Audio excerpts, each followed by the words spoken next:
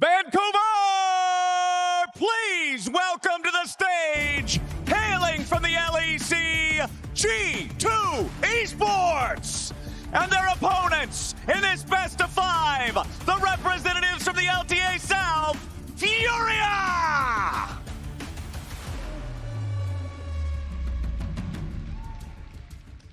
Ladies and gentlemen, welcome to MSI 2025 here in beautiful Vancouver, Canada. I am Captain Flowers here on the cast for the first time with my good friend and colleague, Chronicler from the LCK, to bring you this first best of five between G2 and Furia, the LEC and the LTA South. Chronicler, are you ready for some international League of Legends? Oh, you know I am! Can't wait to see whether today we are going to see an upset that we will never forget, or as the fans were expecting, 85% of the fan vote going the way of G2 very clearly.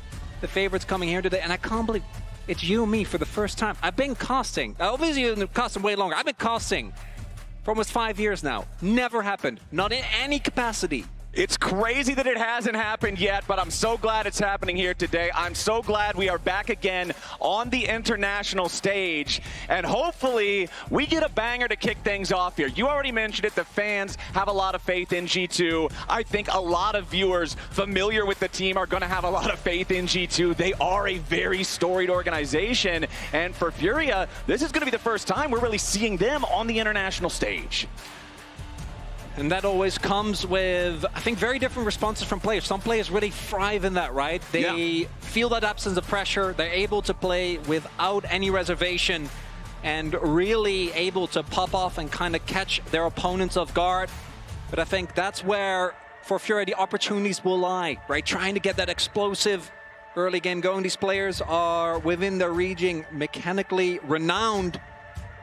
But the real problem, as so many teams and organizations have learned over the years, actually taking down G2 is much easier said than done. It is a very difficult task indeed, and honestly, it's the story. When you look back throughout the history of international competition in League of Legends esports, when you think about emerging regions or tier 2 regions, as Brazil used to be in that category, and then going up against their bigger opponents from what were the major regions before, places like the LEC, the challenge was always, can you find that creative angle to be able to punch up successfully? And we're about to find out if that angle will present itself here as we make our way into the draft. It'll be Furia on the blue side for game one. G2 electing to go to red. Remember that G2 get the side selection because of their seeding from first stand. Carmine Corp got second place in that tournament. That gives G2 the edge here. So they're opting for the red side. Playing on patch 25.13, have seen some minor changes on this, but some bigger ones on point 12, but nothing to the extent of the shifts that we have seen before, right? Everyone can remember the Morgana Rumble MSI. Yeah, that was a memorable one. That was a bit of a traumatic one for me personally. Yeah, as an LCK fan, I wasn't the biggest fan.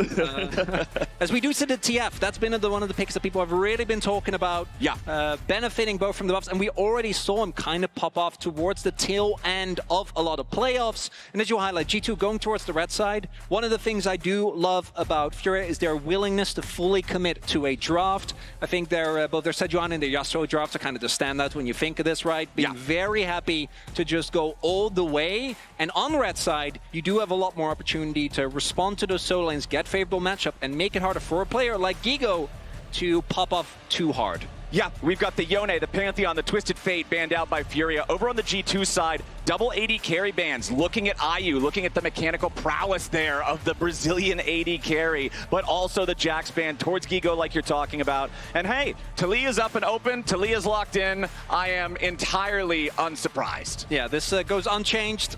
Talia still absolute top-notch. And Viari, one of those jungle mid combos that at any point in the last like 4 years you could have picked up, it wouldn't have been too surprising. And the Vi Ahri also being a good denial. Vi also a great pairing with the Talia to be able to set up the combo for the seismic shove. So you get your duo, you deny them a good duo. Feels like a really good response there for the first 2 picks of G2. Let's see how Furia wants to respond to this one, taking their time, running down the clock on the second pick, sitting on this Xin Zhao hover for a while, and they will go ahead and lock that one in. Another skirmisher that can scrap a lot early and deal with that Vi. A lot more dueling power than the Vi, but obviously doesn't have the same level of backline access. We already saw a lot of attention being paid by G2 towards IO in the draft. Now top lane wouldn't surprise me, and okay, well, the Aatrox just coming out straight up. Has of course been played a decent amount, but that is a big show of confidence here towards Gigo as it comes through. Yeah, throughout the spring split for Gigo, this was tied for his most picked champion alongside the Rumble there with 4 picks. Gigo is a player who is unafraid to pick whatever he thinks is going to work best for the game. It doesn't necessarily have to fit the state of the global metagame. So we'll see what Broken Blade is ready to pick into this, as the Kai'Sa is going to be locked instead, securing the AD carry for G2 before the second round of the bans come in. And look at this Chronicler. G2 is already right back to the AD carry game, continuing to hit that pool. Yeah, I don't think IU's going to be having the best of time. Probably not. The Kai'Sa, one of the downsides that you can run into it, obviously, is that the laning phase is relatively weak, but you already have an extremely strong dive core, and now we're also banning away things like the Xayah. Wouldn't be surprised if something like an Ezreal ban also comes through. That's the other AD carry they often go towards when it comes to a ton of innate safety.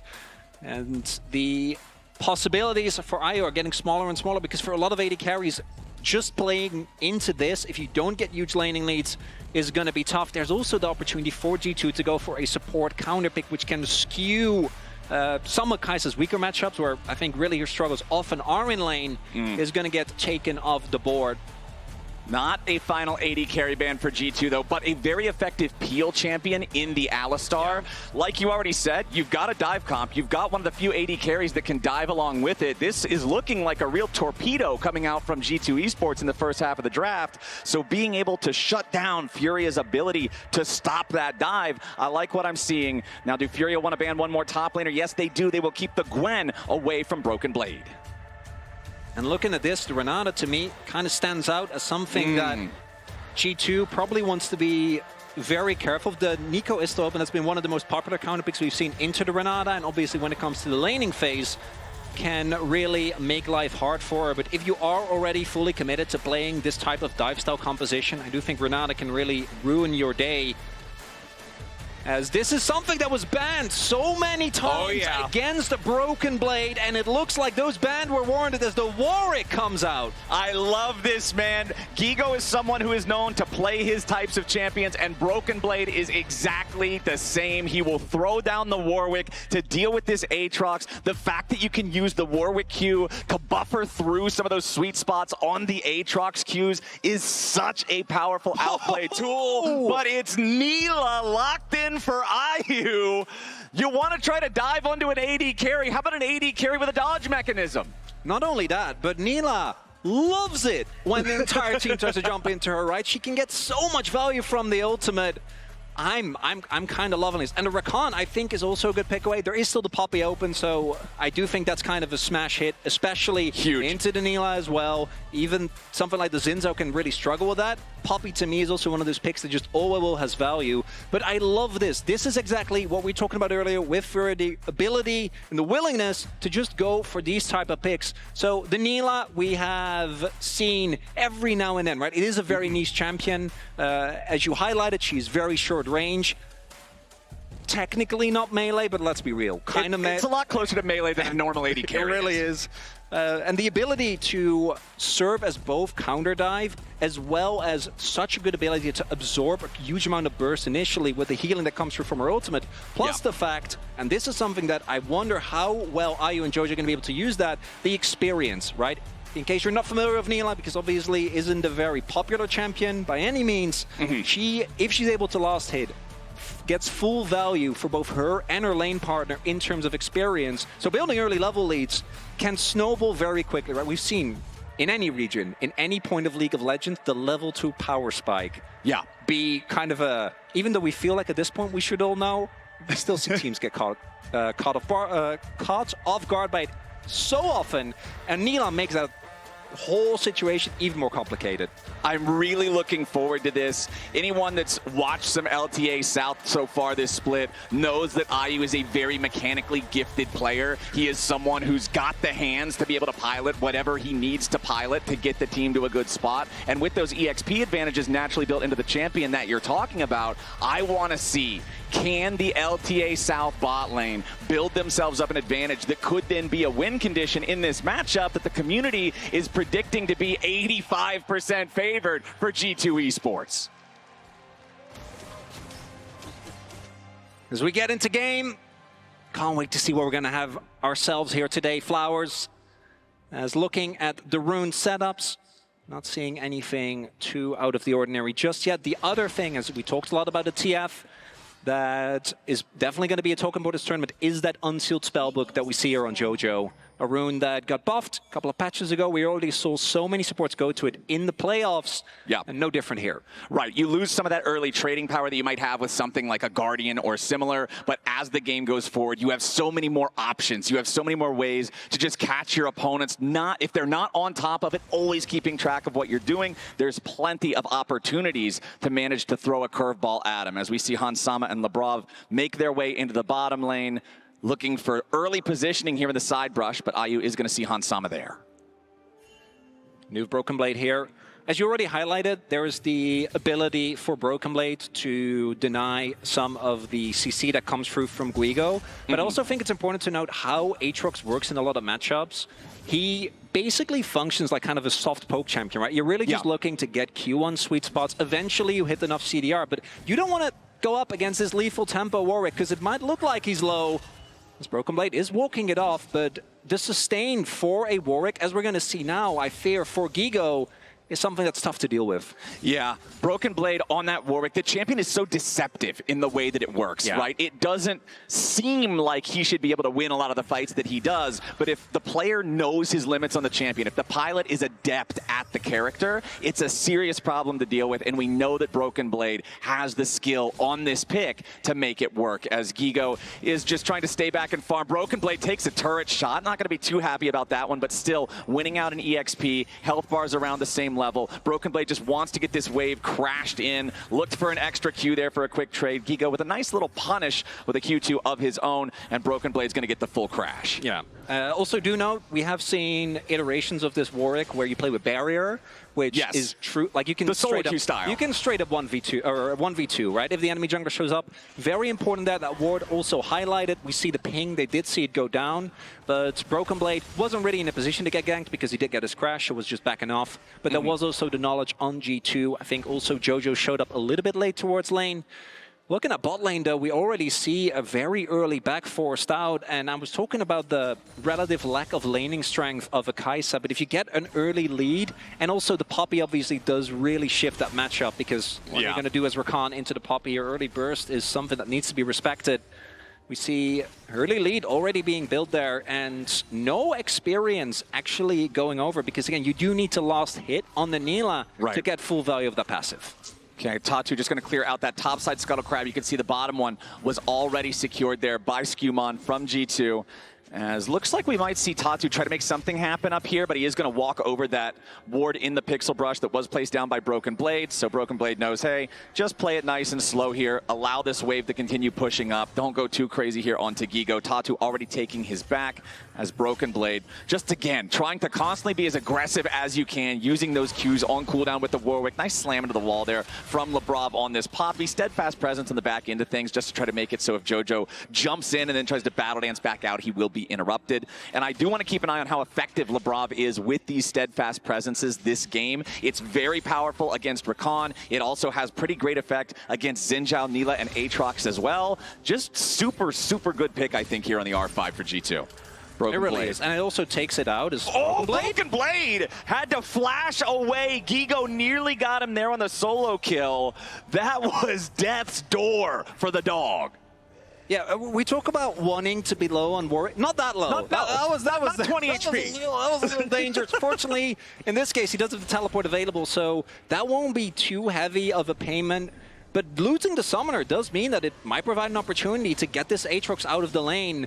He is going to use it immediately, I imagine, to try and maybe get an opportunity to play elsewhere on the map, because I don't think Broken Blade in time would have been able to really get the shove. Obviously, Warwick early on doesn't have the greatest wave clear. Yeah. Does rely on his items to really get that going. You do need to be careful, though, in this longer lane. I know he just went back. Broken Blade... He's still going. The Lethal Tempo stacking. Yeah, Broken Blade's looking to keep this one going on there. Wants to find the fear. Gigo flashes away from it so he doesn't get hit by the CC, but Gigo's going to need the Qs to come back up yet again. Q2 hits! First blood solo kill for Gigo in the top lane.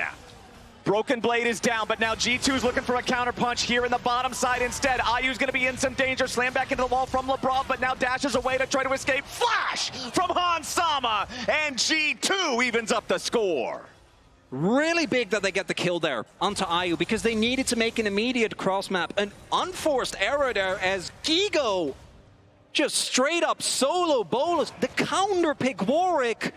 BB maybe overestimating his sustain. Could also be that he thought he was going to hit level 6. I didn't see what it, but looking at the XP timer, there's no shot, right? Because even now he's not really that close to 6. This is a Xin here. And look for the steal.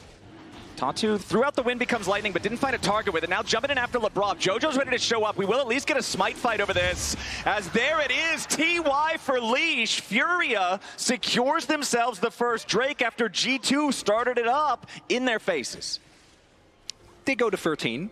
Got the Drake. Doesn't matter. As there we saw, G2, again, understandably, that you want to try and get Drake as well. You just got a successful playoff towards the bot side.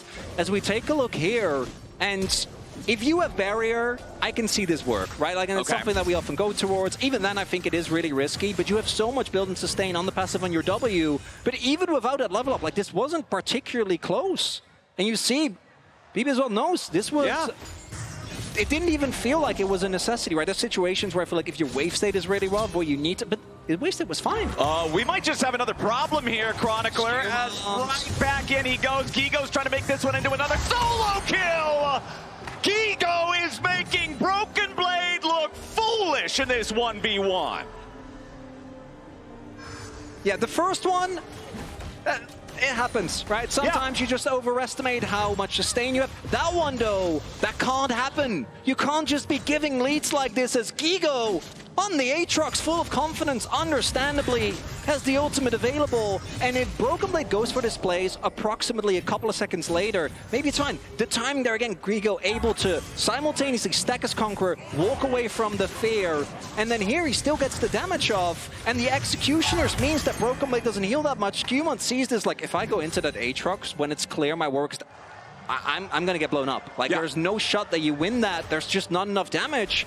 And the miscommunication there, the timing from Broken Blade not quite on point, but then we look at the gold graph, and we do need to talk about the bot lane situation. Yeah. Because that one is looking a lot better for G2, and it's why they're still sitting on a gold lead. Exactly. Hans Sama and Lebrov have built themselves an impressive lead down here with the bottom lane. Caps now having to use that Spirit Rush to get away from Jojo, who did go for the grand entrance after him. Caps only needed the single charge, but forcing the ulti out. Still going to be a win there in the mid lane. At the same time, it looks like Furia is now going to collect all 3 grubs, no contest. So both of the first neutral objectives go over to the side of Furia and Tatu. They are still down in that gold like you talked about. Hans Sama is still up almost 4 full waves of farm in that Kai'Sa versus Nilah matchup down in the bottom lane. And back to what you were talking about earlier, all those lesser last hits for Ayu are an even bigger problem because of the nature of Nilah and her passive. The funniest thing, though, despite everything, if you look at Ayu, he's still ahead in experience. Even and that kind of. But imagine where he could be. I know it could be so much. And that's kind of puts into perspective the value of the Nilah. Nilah to me is also one of the picks where her first spike feels okay, but particularly when you get to that traditional break point for AD carries, you know, the free item spike when you get all your crit online, but she becomes so tanky because with the amount of healing that is in her kit. As you get later into the game, there's obviously going to be more of a 5v5 situation, and actually shutting her down becomes really hard. That said, Hans has set up on literally every single member of his team, as Labrov should be fine here, but they're going to chase for a little bit longer, it looks like. Yeah, slightly more at least. JoJo goes in further than everyone else. This might have been a bit of a miscalculation here from JoJo. Nobody else on Furia following up on that play, so JoJo just getting a little bit too excited, maybe a bit ahead of himself. Loses half his health bar for it, luckily not forcing out any sums though. Yeah, not the end of the world. We do see, I think we saw some hesitation there where they're like, is this a trap? Yeah. Like, are we being baited in?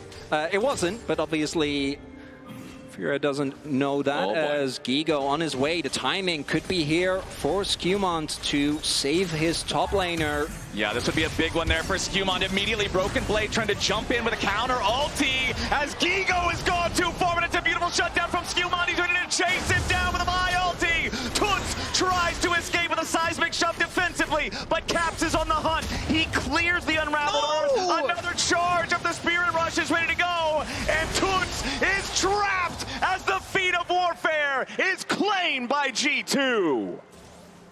Oh, the blast cone. They didn't quite get him to safety the way he was hoping for, and that is a big, big win here for G2 as they get really 2 uncontested kills. There's no cross map available. That is also a shutdown, I'm pretty sure, going over there from Gigo, and that dive towards topside felt like maybe a little bit too telegraphed. Skewmont in the correct position. Yeah. And even a Talia wall can't get you away from Vi. Unfortunately.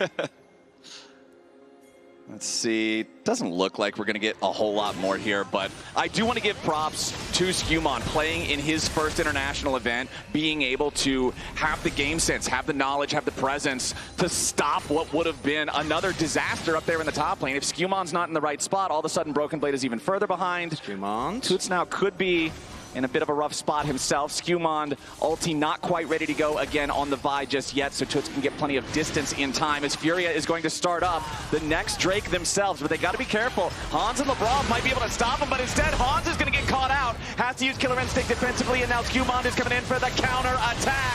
Furia have overplayed their hand yet again. Labrov is ready to flash forward and try to make something happen when it becomes lightning firing right back. Tatu down to 50 HP. He's got to continue his retreat. Nobody dead on either side. But G2 has the full health jungler and control over the Drake pit. Really big win for G2 because they get a bunch of sums with that as well. As we do see, Tatu had to use his flash. He also used there for JoJo. And they get the dragon. And the first dragon plus the first couple of grubs went over, well, the only couple of grubs now, obviously, went over to Furia, but not going to be continuing that objective stacking. And this is kind of what I think unfortunately happens often, right? Like the early laning, it looked great, but when it comes to these movements on the map, this play just a little bit too telegraphed. And now you see that TP coming in as well.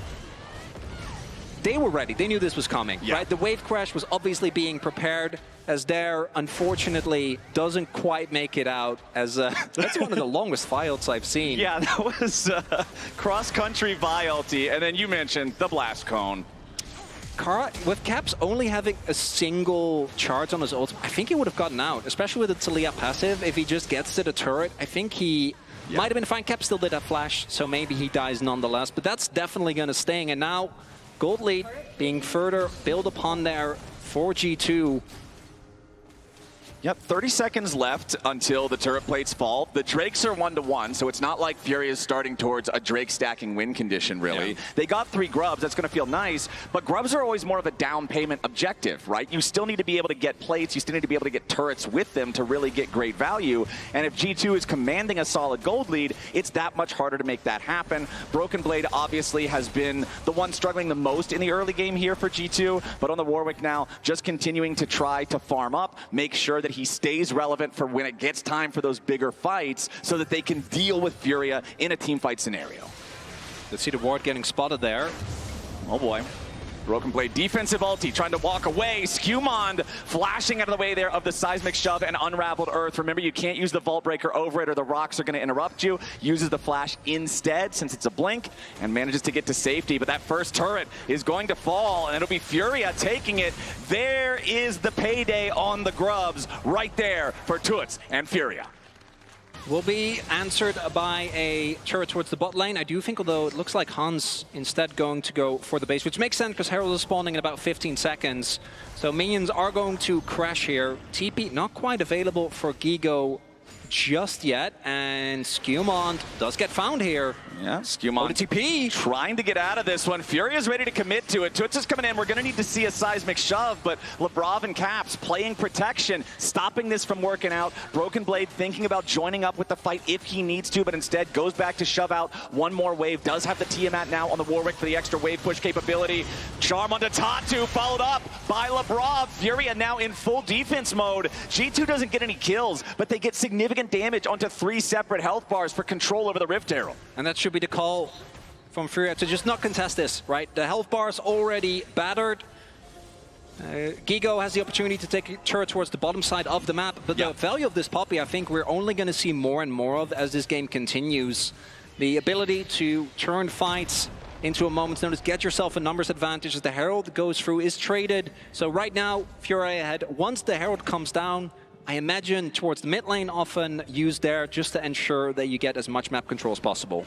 Yeah, nicely done by Gigo to take that turret down there in bottom lane. And Chronicler, we now have a battle for the boots. Feats of Warfare were claimed by G2. The first turret was claimed by Furia. Both teams now sitting on 2 neutral objectives. If Skewmond gets caught out a little bit here, Exhaust will be committed on that one. They're going to put the quickness into it as well. Skewmond nearly dead, but not quite. And it'll be Gigo taking the 3rd kill of the game for Furia. All 3 kills on this top lane Aatrox. This is the man, this is the raid boss for the Brazilian team. And the composition for G2 is obviously extremely short range. That is the type of situations where, as an Aatrox, if you are fed, if your team buys enough space for you, you can really pop off. The downside for Furia, there isn't an objective right now to get. Also, they did invest a decent amount of cooldowns, but they should be available in about 50 seconds when that dragon spawns. Looking at the Cloud Drake, obviously, big fan. The movement speed, always very valuable. Looking at some of the ultimates, there's some characters where, like, yeah, you know, Talia, Warwick, your captain plays. But on Aatrox now, on Ahri, or on Akaisa, and Rakan obviously is another one. Even the Nila, it kind of goes hard.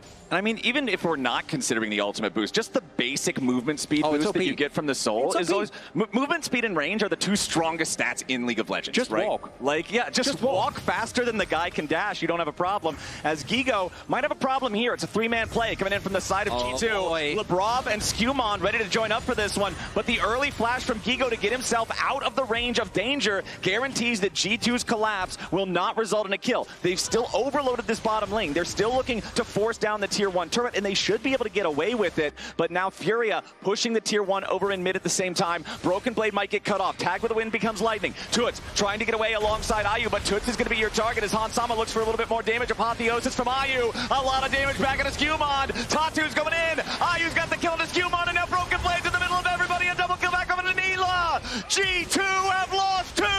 Labrov trying to retreat now. Caps caught out. Shot down. Triple kill. Ayu. Guys, that's a Nila. Just jump into her like that. It's a delayed engage. It's kind of staggered from G2 as Ayu might straight up die. Yeah, Ayu should be fine. Okay, he's good. He had the minion. He had the minion. It was calculated. Oh my God, he's good. Mode game on point as well. Yeah. He's got this, and at the same time, Furia has now earned themselves control over the bottom side river. Yes, they barely miss out on the tier 1 turret mid lane. 1 minion auto attack will kill that later on. The dragon is going to go over to Tatu. Hans Sama in a bad spot here, has enough distance to escape the infernal chains. But what about the Rakan? What about the grand entrance? What about Hans Sama's exit? Furia 7-3, 2,000 gold ahead. And G2, these traps from Furia, they keep falling for it as we take another look here. The big thing, again, with Nila is that if you don't 100 to 0 her, it's so hard to actually get value. And instead, it looks like they're going on Toots, but this is a Talia, right? Actually getting on top of her is kind of hard, and they just don't have the damage with just the 2. They're kind of caught off guard, I think, by the amount of people that are ready. Gigo even comes in from the back there. And a lot of the previous... Oh, Labrov. I don't think we have time to talk about previous plays, my friend. We're already into the next, and Labrov is already going back to Fountain. And on the previous kills, even the solo kills, I don't think those were necessarily of too much value because they're just kills. It's a little bit of money. But as we saw, the gold lead didn't meaningfully change. But now the Drake went over, right? Mid lane turret has fallen for G2. They are rapidly losing control of this game. And if we start to see an Otacon setup here, that is a possibility for G2 to find an angle back. I've seen so many teams not respect the fact that Otacon turns everyone on your team into a paperback. So I do hope that Furia is careful with that. The B1 to Leah, though, for me, is the biggest pickup as all. Jojo stepping in there to intercept the charm from Caps, guarantee that IU does not get caught out. Caps did spin the Spirit Rush on that. We'll see if Furia can find a chance to use that window to punish, but G2 is instead going to give them another problem to think about, summoning up the Rift Herald from earlier here in the mid lane. The Tier 1 turret will die just to the charge alone, so they'll claim that one. Rift Herald will not be able to get the charge off onto the Tier 2 turret, or at least should not be able to get that. Toots will guarantee it here. But we're getting to the point of the game, Chronicler, where now I think it will be the real test for Furia. Yeah. I do want to give them credit. I do want to commend them for what has been a very impressive first 20 minutes of the game, building this nearly 3,000 gold lead, taking the feeds, taking the lead in terms of objectives. But now we're at that mid-game point where traditionally we've seen teams from Brazil struggle to be able to control the objectives, play the macro game, and convert leads to wins. It's the actual closeout, right? Like, again, I think they're in a really good position right now. I also think when talking about the scaling, it's a pretty interesting conversation, because to me, there are drafts where Nila feels like unless you get like a 5-man ultimate, the value is not always quite as high as when they go on Lebrov, but not going to find anyone just yet. But when it comes to, again, a full short-range comp on the enemy team, as those wards actually paying off as Broken Blade. Here we go again. Infernal Chains hit, and that forces out the flash. So BB's going to live on this one, but that's all he'll do. Now that Warwick, much less effective. And there's no ultimate on the Aatrox. Lebrov has a little bit of vision, so is checking. The Poppy, for me, is one of the reasons why I think Furia still need to be very respectful. You might be feeling confident, but at any moment's notice, you can suddenly be 2 members down. Oh, Tadu? Yeah, let's see here. Tatu, Broken Blade, defensive ulti over the wall, gets himself away to safety, but now he's not ready to join up here in this fight. Caps is up in the top lane looking to take down that turret instead, as the Otacon is down to half HP. Furia's got 5 men down here.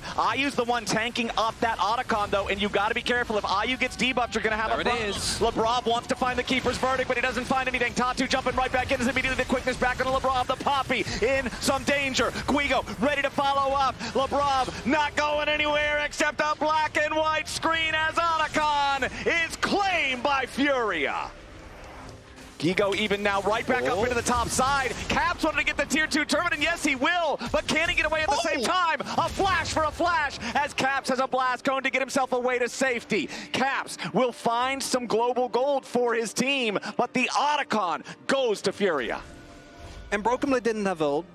The Poppy ult was too obvious. I think he got 1 flash, but it didn't get any of the members, which really is what you're looking for. And then your only member with a substantial gold lead, who also had his death cap finished, wasn't even there, right? And I think that makes sense. G2 doesn't really want the fight. They just want to try and look for a steal on the Otacon. Yeah.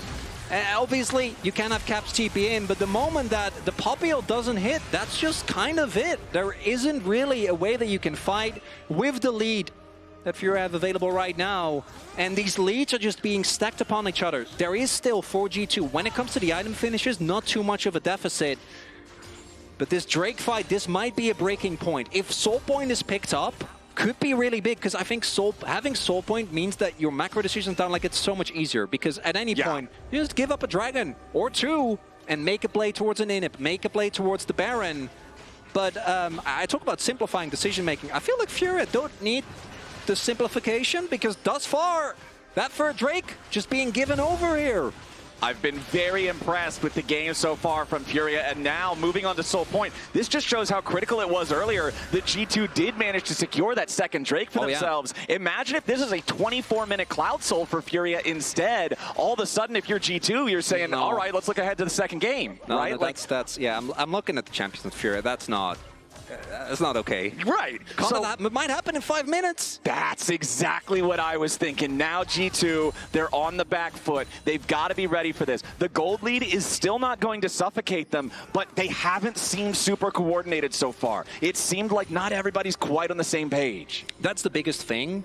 The sync-up and the buy-in on Furia is, I think, their biggest advantage that they've had so far. It feels like everyone is just always ready to throw down with everyone whenever a call is made. And with G2, we've seen some staggered engages. We've seen some missed timings, I think, in particular, looking at that topside play from BB, right? And then Skewmon coming in, timing not quite there. Looking at the mid lane play where they're trying to find what looks like a punish, end up falling for the trap instead. And now the Baron is up. The one thing that G2, outside of the Poppy, does have is the ability to take out any member if it is a sole member. And I think that that is going to be one of their biggest abilities. And I think we're starting to see them set up for that as well. Is trying to just find a side lane catch. Their single target CC and damage, absolutely outrageous, but there is a defensive ward there. Oh. This could be a huge... This is the most fed member of Furia, and he is now getting caught out. If Gigo dies before the fight starts, G2 might have just found the pick to turn the game on its head. The shutdown over to Skewmon, but it will be traded back 1-for-1. Ayu. Now Ayu's ready to show up, but he's isolated. Ayu's over on the other side of the fight. He's all alone. He has to flash over the wall to join up with the rest of the team. But Caps is already down. Tatu's got the kill on the Caps, and Toots is not done chasing. Broken Blade and Han Sama are on the run. Toots flashes over the wall, and BB tries to bite back, but the dog's been declawed, and Broken Blade is down again. Right when it looks like G2 found their moment, Furia found G2. That's Nash! Straight up, and G2, they look for the side lane pick. But taking out his Aatrox takes so much longer than I think they bargained for, and it's again the response from Furia. The immediate rest of the teammate arriving in a moment's notice. And even though the Aatrox goes down, it doesn't matter. They don't actually get the damage to take down that Neil. And then on the other end of the fight, obviously, G2, having blown everything, trying to kill this Aatrox, he is 6 levels up on Labrov, right? Like, actually taking him down with the heal that comes through from the Aatrox, with the heal from his ultimate, it just takes too long. It takes too many cooldowns. And then this to Leah value has just been kind of insane to me.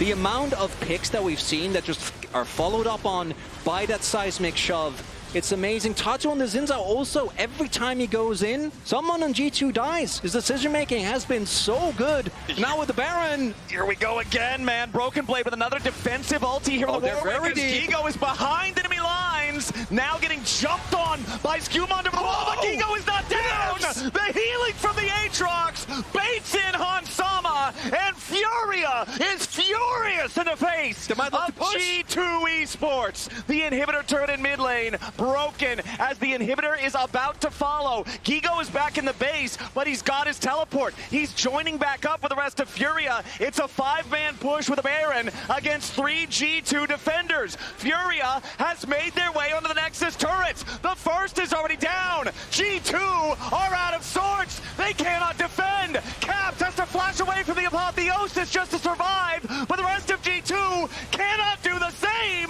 Furia win the first game of MSI 2025. And the crowd goes wild. Understandably. As they should, Captain. Because if you come